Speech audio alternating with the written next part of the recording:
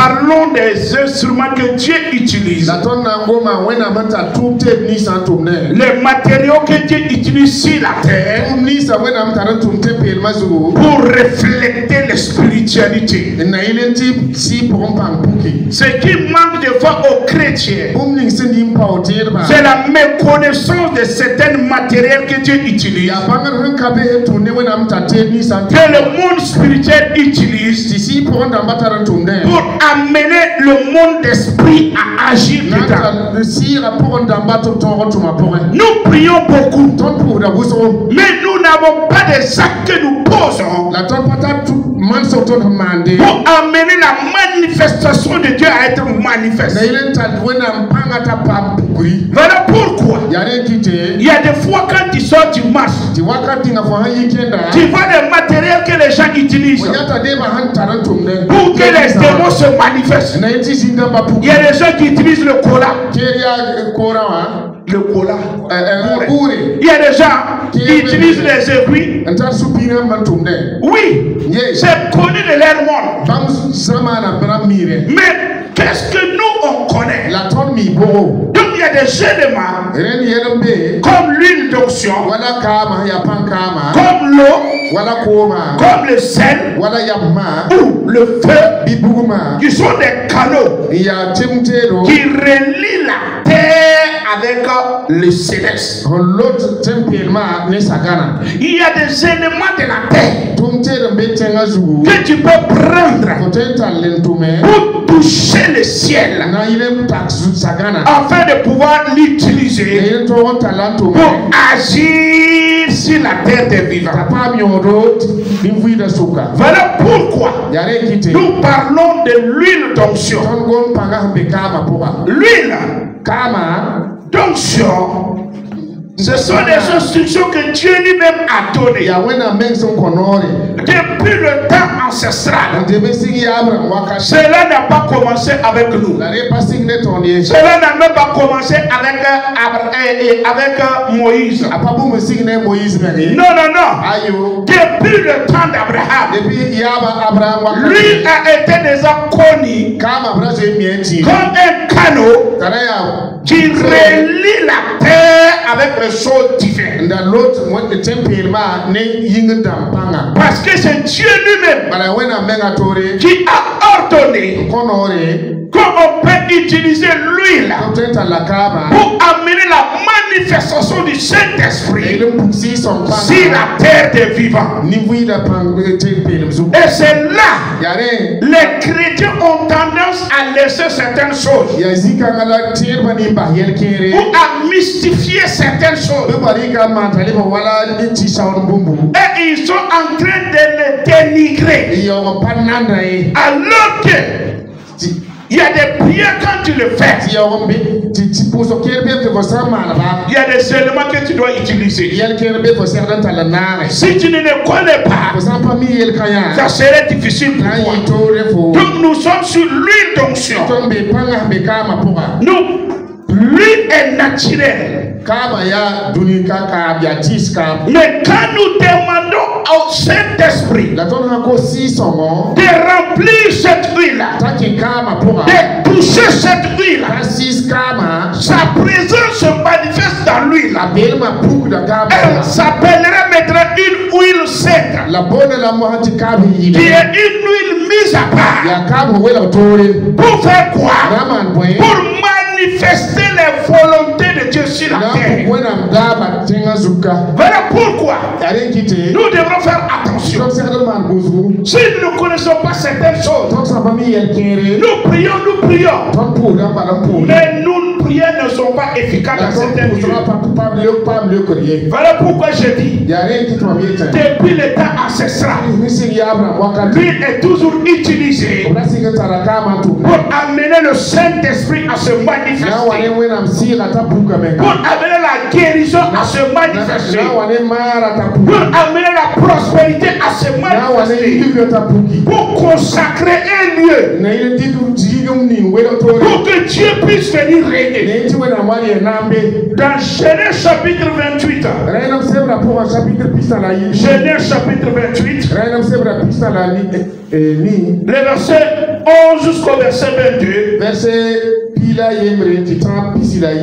il nous parle de l'histoire de Jacob. Jacob qui fouillait la maison de son père. Mais chose étonnante, dans les bagarres de Jacob, il n'y avait pas de natte qu'il pouvait utiliser pour dormir en cours de route. Il n'y avait pas de coucher. Dans le jardin de Jacob. Mais ce qui m'a étonné, il y avait de l'huile dans le sac de Jacob. L'huile. Jacob a oublié beaucoup de choses, mais il n'a pas oublié son huile. Il avait l'huile dans ses effets. Il avait l'huile dans ses bagages. Pourquoi? Parce qu'il sait que pour manifester la divinité de Dieu, il y a des éléments qu'il doit avoir forcément. Et il a décidé, en fouillant, de prendre l'huile avec lui. Et la Bible nous dit qu'il est arrivé à un lieu là où il a pris des pierres pour poser sa tête pour dormir. Pendant qu'il dormait, il a vu une vision là où le sel a touché le sol. Et il voyait les gens monter et descendre. Et quand il s'est réveillé, il a dit: car Dieu est en ce lieu. Et moi je ne le savais pas. Pour faire que la présence de Dieu soit toujours en ce lieu, David et Jacob dit: c'est ici la maison de l'Éternel. C'est ici Bethel. Maison de paix. Maison d'abondance. Maison de protection. Et il dit: pour que Dieu manifeste le paix, manifeste le bonheur, la protection. La Bible dit, lis-moi le verset 22.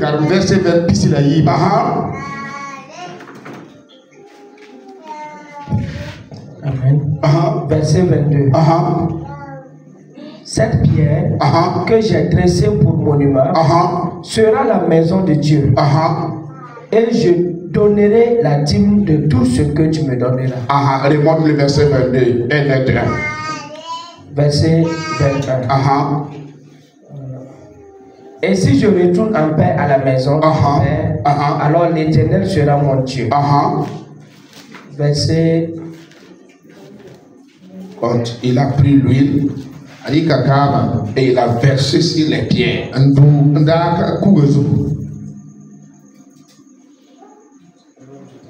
Verset 18. Et Jacob se leva de bon matin. Il prit la pierre dont il avait fait son chevet. Il la dressa comme monument. Et dit, il a pris la pierre là où il a posé sa tête. Et il a posé comme un monument. Pour dire, Dieu m'a visité en ce lieu. Mais je ne veux pas que la visitation soit une visitation simple.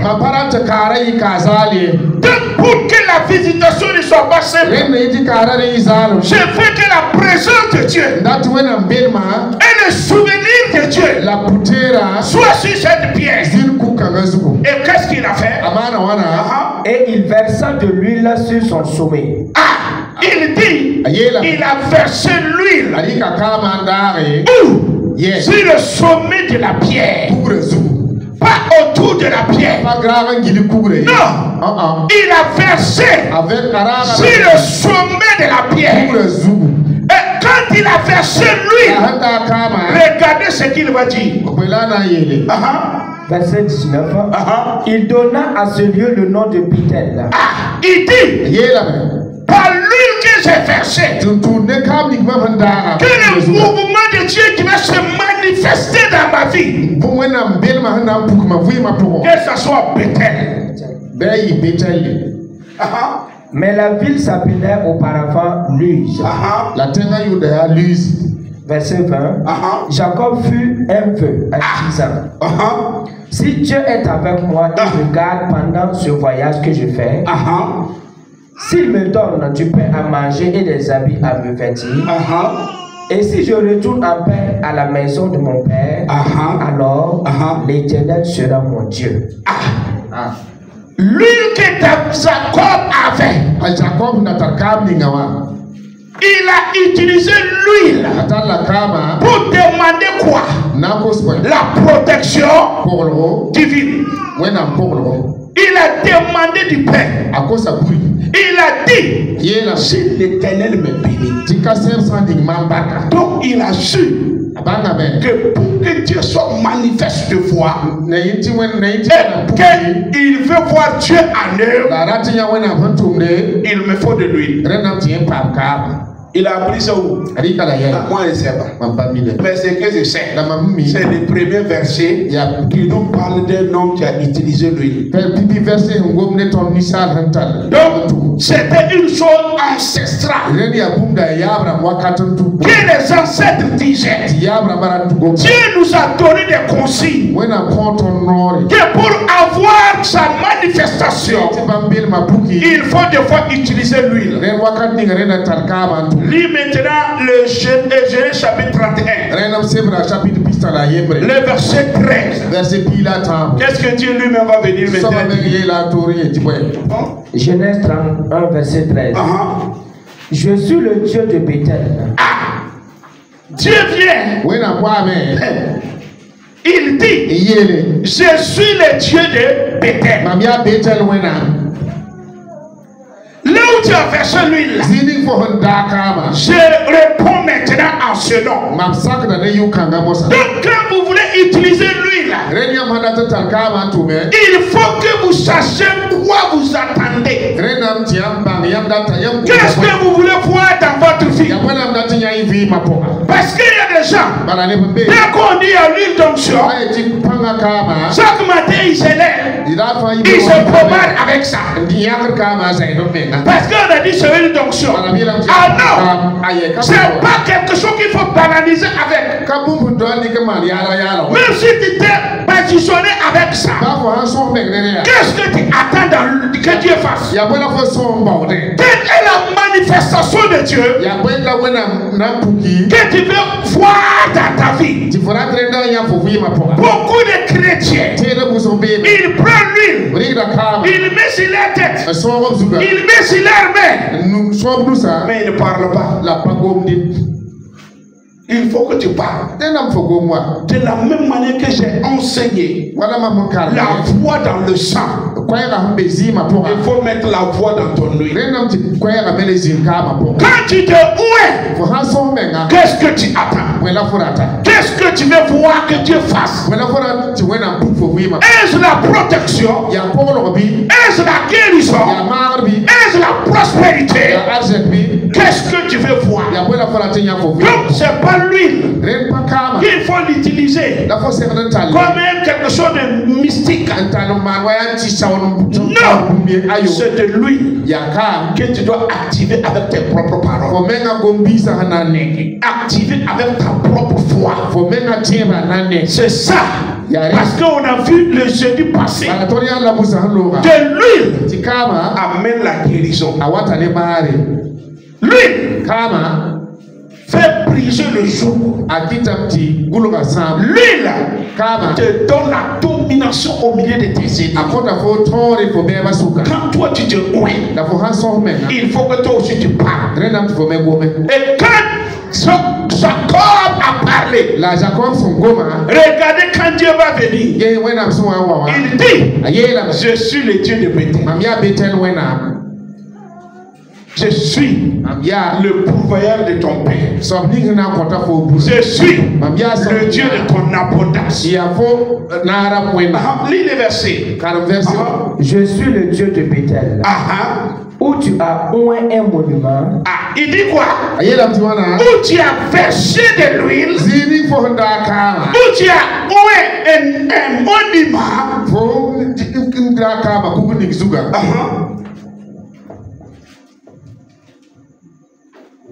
Où tu m'as fait un vœu.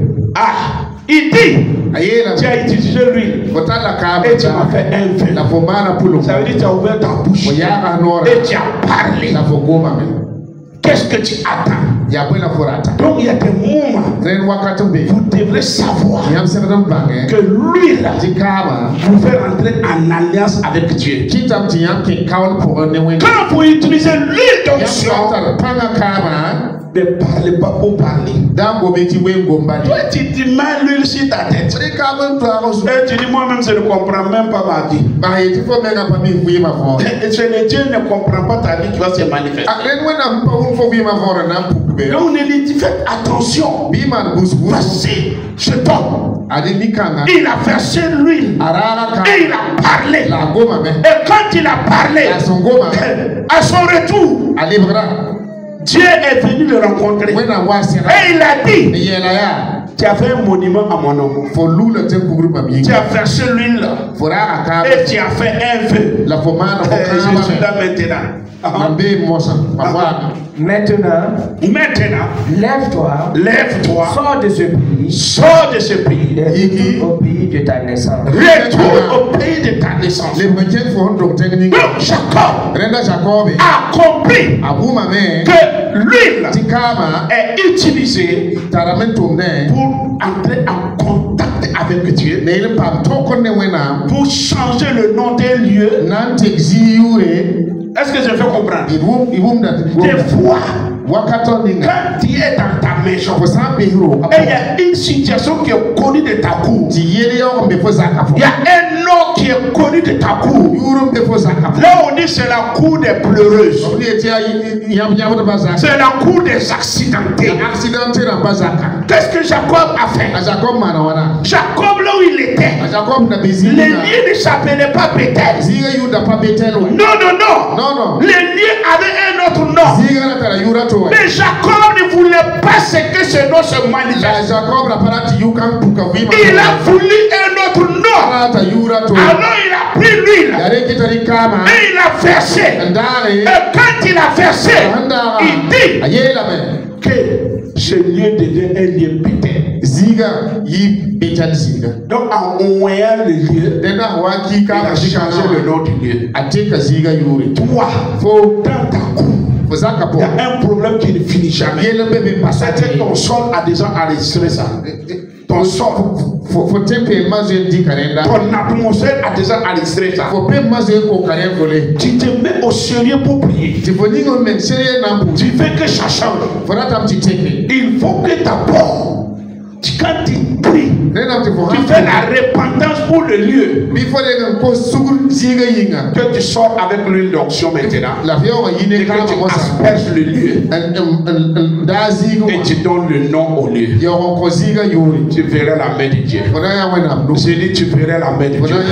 Ta famille verra la main de Dieu. Donc voici un homme. C'est l'application comme cela. Il a appliqué sur un lieu. Il a changé le nom de lieu. Et il a parlé ce qu'il veut avoir avec Dieu à travers lui. Donc vous comprenez maintenant. Les gens ont l'huile partout. Mais l'huile là sur moi. Pourquoi? Mets-moi l'huile. J'ai dit pourquoi il me dit non, il faut me mettre seulement l'huile. On ne peut pas mettre l'huile seulement. Tu n'es pas du haricot. Non. L'huile, car on ne doit pas le faire jouer avec. C'est parce que vous ne comprenez pas le sens de certaines choses que vous ne voyez pas les miracles de certaines choses. L'huile, on n'utilise pas parce qu'il y a un sac qui t'a piqué, c'est l'huile d'onction dedans. Est-ce que tu as prié? Est-ce que tu as prié? Jacob Jacob a utilisé l'huile. Et il a changé le nom de l'huile. Donc l'huile, c'est une représentation tangible du Saint-Esprit qui peut se manifester qu'avec les hommes de foi. Des hommes de foi. Voilà pourquoi j'ai dit, c'est les outils des hommes de folie, des prophètes de folie. Nous l'utilisons pour que Dieu puisse juger un ennemi. Pour que Dieu puisse ôter le joug que l'ennemi a mis sur notre vie. C'est la vie de quelqu'un. Nous l'utilisons pour consacrer une personne à Dieu. Donc là où tu aimes appliquer l'huile, il faut faire attention. Si tu mets chaque fois l'huile sur toi, il faut aussi veiller sur toi. Parce que tu t'es consacré à Dieu. Tu t'es mis à part à Dieu. Ce n'est pas le jour pour bavarder. Ce n'est pas le jour pour utiliser ta langue mauvaisement. Donc faites attention. En l'utilisant, il faut que ta langue aussi soit une langue purifiée. Il faut que tu veilles sur ta langue. Parce que tu as actionné le Saint-Esprit. Et il est là pour exécuter tes paroles. C'est là-bas les chrétiens ont des problèmes. Donc faites attention. Dans Exode chapitre 15, le verset, chapitre 40, le verset 15, Moïse a parlé et Dieu a parlé à Moïse. Et il a dit à Moïse, il faut appeler Aaron et ses fils. Et tu vas les oindre d'huile. Et une fois que tu les as oints, il sera mis à part pour moi Dieu. Le verset 15. Verset 15. Et tu les oindras comme tu auras oint leur père, pour qu'ils soient à mon service dans le sacerdoce. Cette onction leur assurera la perpétuité, le sacerdoce parmi leurs descendants. Il dit, quand tu vas oindre les fils là, dans la maison de Dieu, ils seront mis à part uniquement que pour Dieu. Ils seront que des sacrificateurs de Dieu. Donc lui là peut te mettre à part pour que Dieu puisse t'utiliser. Lui là peut mettre ton atelier à part, ton entreprise à part, pour que Dieu puisse visiter ton entreprise. Oui, lui il consacre le lieu. Tu peux l'appliquer sur ton boutique. Pour dire à Dieu, je te dédie ma boutique. Mais si tu n'es pas fidèle dans les dîmes et les offrandes, Dieu ferme la porte. Il a dit à Jacob, maintenant là, lève-toi, mais n'oublie pas ma part. Est-ce que vous comprenez? Donc lui, ça veut dire je me mets à part. Je mets ma boutique à part. Je mets mon commerce à part. Pour qu'il reflète Dieu. Pour qu'il reflète la gloire de Dieu. Lui peut produire la prospérité dans la vie d'un homme. Oui, il peut ôter le jour de la sécheresse. Le jour de la sécheresse, il peut le briser pour libérer le jour de la prospérité.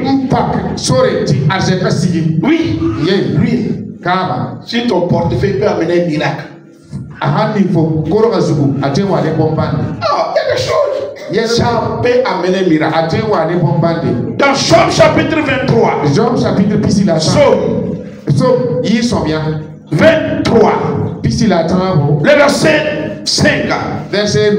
David a dit d'abord l'Éternel est mon berger. Il dit je ne manquerai de rien. Il dit quand je marche dans la vallée de l'ombre de la mort, je ne crains aucun mal. Vous comprenez? Et il s'arrête. Et il dit, il huile ma tête et ma coupe déborde. Cela n'est pas une simple proclamation.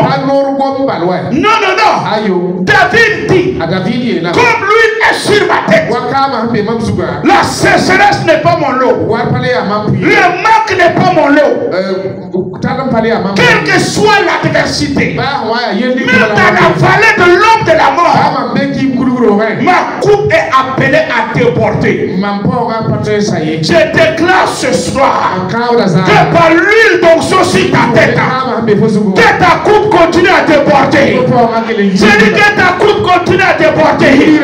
Que tu triomphes dans la vallée de l'ombre de la mort.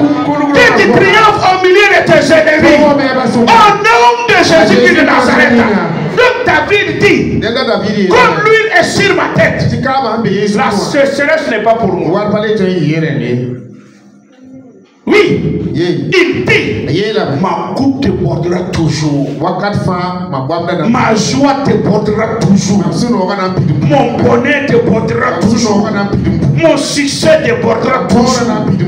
Ça veut dire quoi? Quelle que soit l'adversité, David a compris que lui qui était sur sa tête est un bouclier et une barrière spirituelle qui le protège contre toute dommage que l'ennemi peut créer. Je déclare que par l'huile sur ta tête, tu deviens un bouclier sur ta vie au nom de Jésus. Par l'huile sur ta maison, tu deviens un bouclier sur ta maison. Tu deviens une barrière spirituelle contre toute dommage que l'ennemi peut envoyer. Au nom de Jésus-Christ. Je dis au nom de Jésus-Christ. Je dis au nom de Jésus-Christ. Donc David dit, lui là, fait déporter ma vache. Lui là, devient un bouclier, une barrière spirituelle qui me protège contre les effets de la vallée de l'ombre de la mort. Il me protège contre les attaques de mes ennemis. Il me protège contre les besoins de mes ennemis.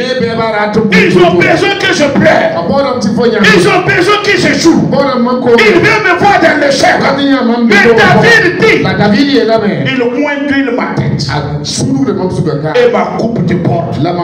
J'ai dit que ta coupe déborde. J'ai dit que ta coupe déborde. Qu'elle déborde de la vie. Qu'elle déborde de la vie. Qu'elle déborde de la longévité. Qu'elle déborde de la bonne santé. Qu'elle déborde de la prospérité. Qu'elle déborde du succès. Qu'elle déborde de la célébration. Au nom de Jésus-Christ. Donc David dit, l'huile sur ta tête, tu dois t'attendre au débordement. Ah oui, tu dois t'attendre ça. Un jour, quelqu'un a dit qu'il va briser mon ventre pour voir. J'ai dit là tu auras un problème. Parce que tu as affaire à celui qui s'occupe de cette vente.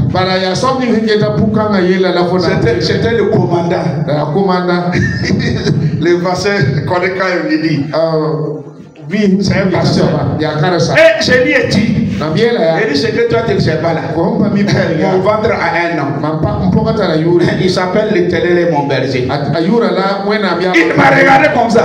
Et je lui ai dit quand je te regarde, c'est toi c'est l'Éternel Dieu des armées. Donc on ne peut pas être de la même taille. De la même corpulence.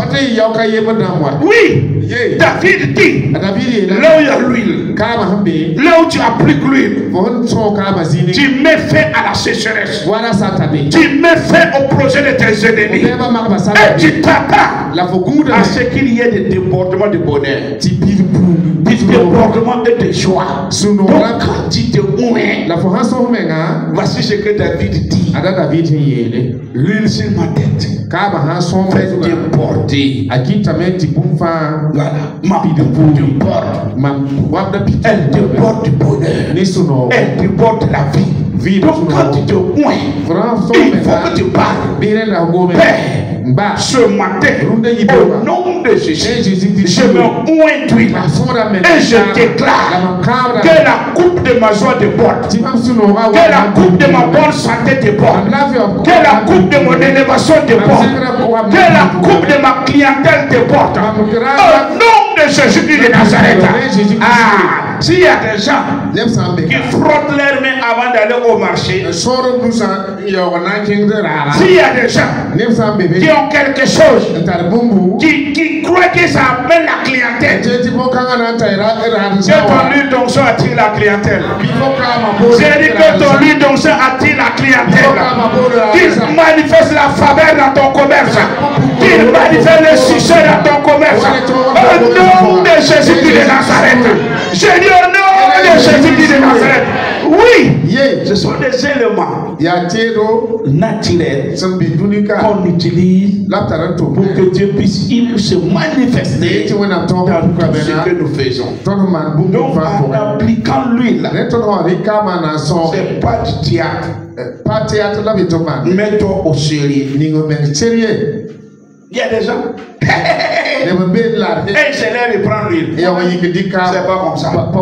L'huile, ce n'est qu'un symbole. Mais un instrument du Saint-Esprit pour se manifester. Donc si toi tu ne te mets pas au sérieux, ton huile restera naturelle. Est-ce que je fais comprendre? Si toi, tu n'accordes pas de sérieux, si toi-même, tu ne respectes pas la chose, tu ne peux pas voir Dieu agir. C'est ça qui fait que les chrétiens échouent. Regardez quand on donne un bidon d'eau à quelqu'un et on lui dit, avec ce don, tu peux être riche. Regardez comment il va conserver les biens. Il ne pose pas n'importe quoi. Il prend soin du bidon. Il craint même le bidon.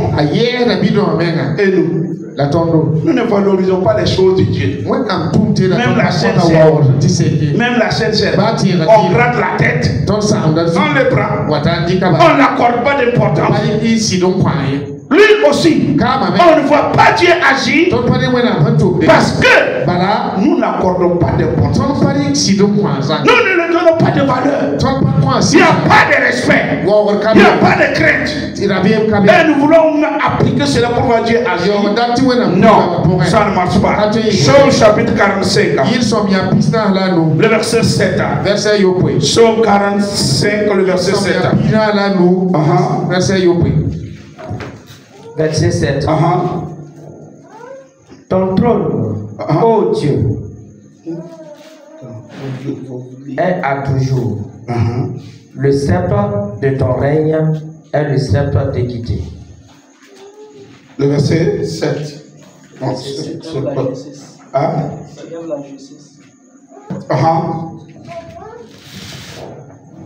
Vos versions là, électroniques, la mettons plus fort. Le verset 7. Tu aimes la justice et tu hais la méchanceté. C'est pourquoi, ô Dieu, ton Dieu t'a oint d'une huile de joie par privilège sur les collègues. C'est toi, c'est le verset 8. Donc, vous voyez, non? Électronique, là, c'est bon, revenons à nos Bibles de foi.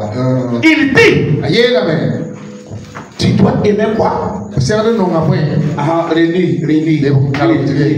Tu aimes la justice. Il dit, tu dois aimer. Tu dois aimer la justice. Donc pour que ton huile marche, il faut aimer la justice.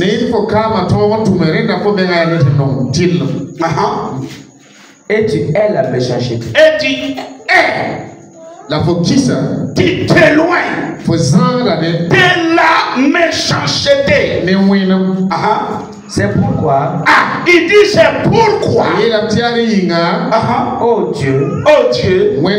Ton Dieu t'a oint d'une huile de joie. Il dit c'est pourquoi.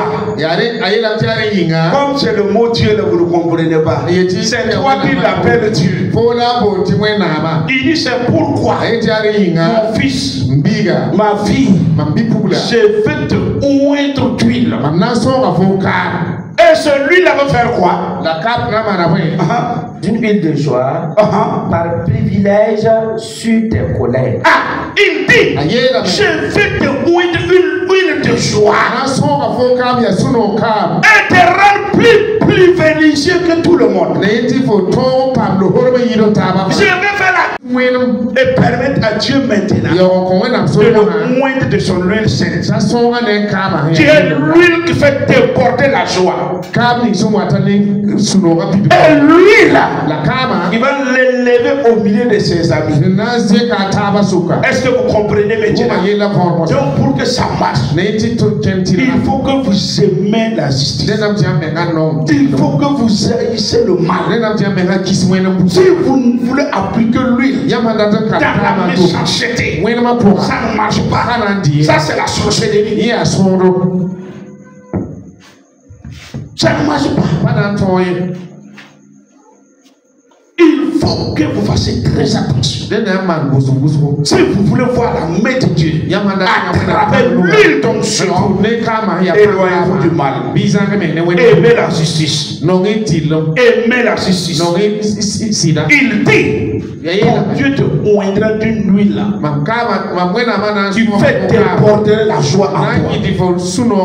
Et qui va faire la différence.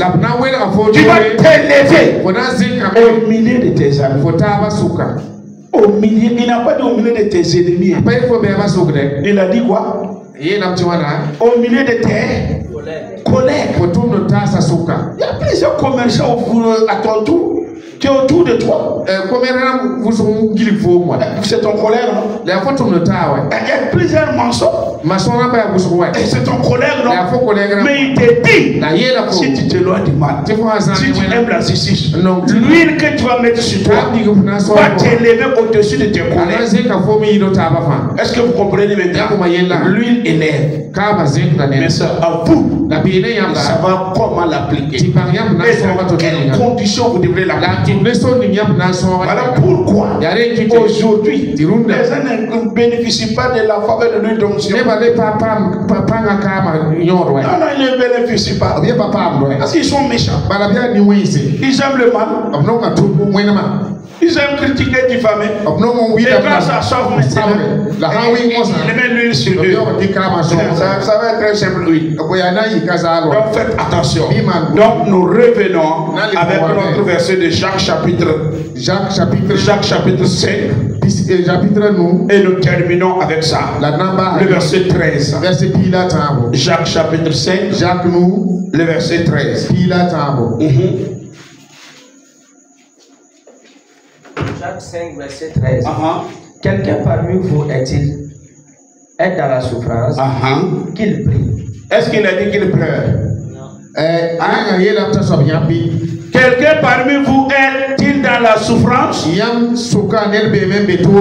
Qu'il pleure. Hein? Ah bon? Qui se met à courir derrière les prophètes.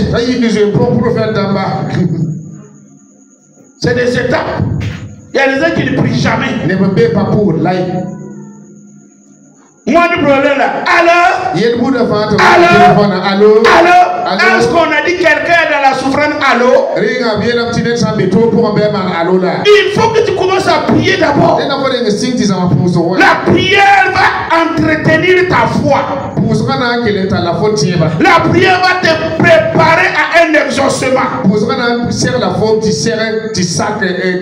La prière va préparer ton cœur pour que le miracle te vienne. Mais toi, moindre problème, je vais appeler papa. Ah bon, c'est écrit. Ah, quelqu'un est-il dans la joie? Qu'il chante des cantiques. Je vais vous demander, est-ce que pendant vos joies là vous m'appelez? Pourquoi c'est dans la souffrance vous m'appelez? Et dans vos macaronis vous m'appelez?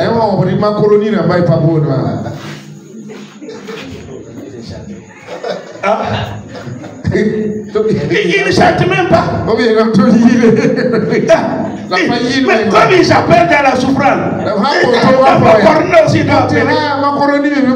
donc qu'il chante pour entretenir ta joie. Donc il a de te dire, dans la souffrance, prie. Dans la joie, chante.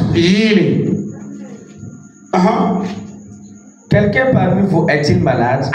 Quelqu'un parmi vous est-il malade? Qu'il appelle les anciens de l'église. Voici les lieux d'appel. Les lieux d'appel.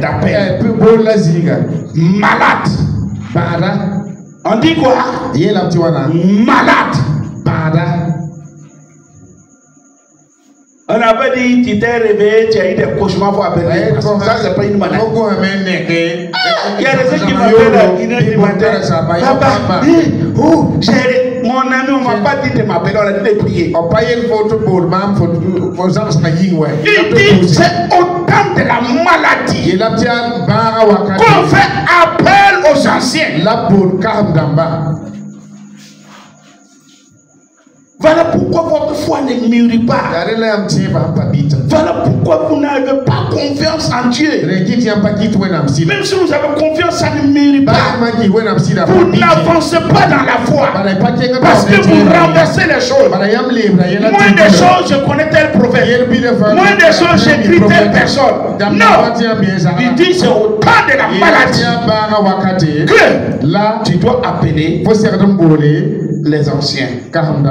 Et quand les anciens aussi vont venir, et que les anciens prient pour lui. Et que les anciens maintenant font quoi? Prient pour lui. En loyant d'huile au nom du Seigneur. En loyant d'huile au nom du Seigneur. Donc la prière, l'huile d'onction qu'on doit appliquer sur la personne, c'est au nom du Seigneur Jésus-Christ. La prière de la foi sauvera le malade. Ceux qui prient aussi doivent avoir la foi. Et dans l'huile d'onction, il y a la puissance qui produit la guérison qui va se manifester. Il ne faut pas oindre parce qu'on a dit de oindre. Il faut appliquer avec foi pour déclarer au nom puissant de Jésus-Christ. Je te oins d'huile. Et je dis que la puissance de la guérison soit manifeste en toi. Et le Seigneur le relèvera. Et le Seigneur le relèvera. Et s'il a commis des péchés. Il dit, même s'il a commis des péchés, il lui sera pardonné. Donc, vous voyez, l'huile sainte amène la guérison et il produit en même temps le pardon des péchés. Vous comprenez maintenant? L'huile brise le joug. Donc, si vous voulez que ça marche, c'est des étapes qu'il faut respecter. Aimer la justice, haïssez le mal. Si vous voulez l'appliquer, il faut l'appliquer avec foi. Et au nom de Jésus-Christ. Donc je m'arrête là. On a enseigné sur l'heure, on a prié jeudi passé. Nous sommes maintenant sur le comment pratiquer la médecine. Il ne faut pas gratter ta tête pour les mains utiliser, ça ne marchera pas. Il faut te donner d'abord à la prière. Activer ta foi et à l'appliquer au nom de Jésus-Christ.